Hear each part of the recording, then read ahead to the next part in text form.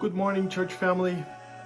I want to read to you today one of the most misread verses of the Bible. One of the most. There is many, but this is one of the most in the top 5 verses of the Bible that are misread by us.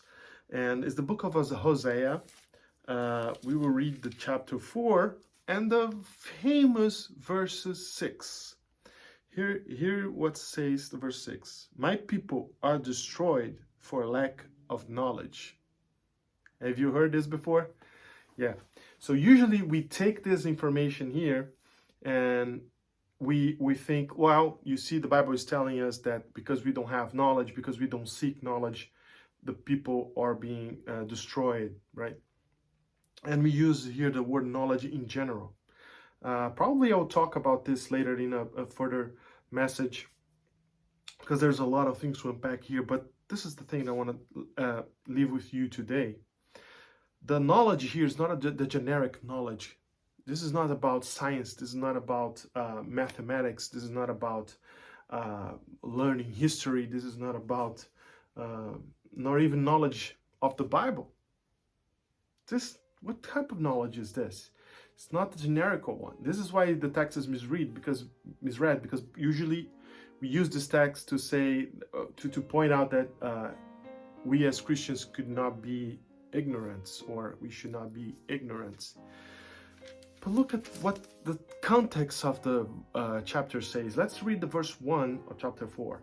Hear the word of the Lord, you children of Israel. For the Lord brings a charge against the inhabitants of the land.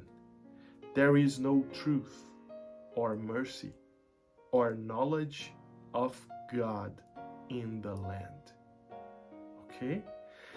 No truth, no mercy, or knowledge of God. I cannot extend my time here talking about the other things. One day I will, but I'm going to stick to the knowledge of God. So, 2 more verses from here, from this point we are, or 4 verses from this point we are, then we're going to see that the people are being destroyed for lack of knowledge. So what knowledge are this text talking about? Knowledge of God. Okay, it's not about general knowledge of God. What the Bible is telling us, and now makes much more sense, people are being destroyed because they lack understanding of who God is. They don't have knowledge of God. And when we don't understand who God is, what's going to happen is that our religiosity is going to be very strange. It's going to accept things that are not acceptable, and we will have a picture of God that will make no sense with who God really is, and a lot of things going to be wrong if we don't understand who God is. And sometimes I get the impression that the image of God that we have in our minds has more relation. It relates more to Santa Claus than to really God. You know. Sometimes we have the wrong, or sometimes he's a tyrant, you know.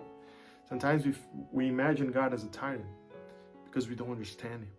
And when we don't understand God, we will be destroyed. Why am I telling you this in these 21 days of prayer?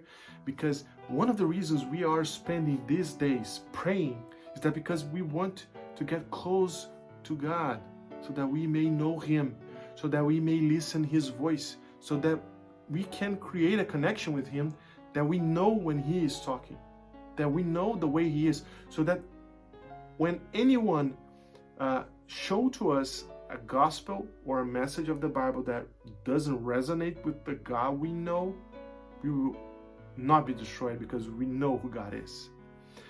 And don't get me wrong, only prayer will not guarantee you to understand who God is. You will need 3 things.